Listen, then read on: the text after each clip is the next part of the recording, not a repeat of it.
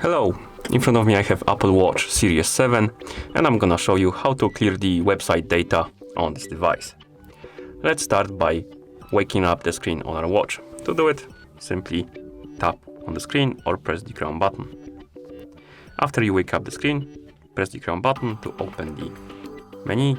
Now swipe on the screen to scroll through the menu, find the settings icon and tap on it to open the settings. In settings, select the general option. Here scroll down, find the option called website data, tap on it, and here we have a clear website data option.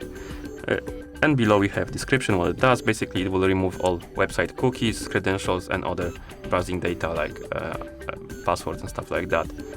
So if you tap on this button right here, clear website data, then tap on clear data, the website data will be removed. So if you want to quickly remove your browsing data, you can do it by doing this, basically clearing the website data. And that's how you clear the website data on this device. Thank you for watching. If you found this video helpful, please consider subscribing to our channel and leaving the like on the video.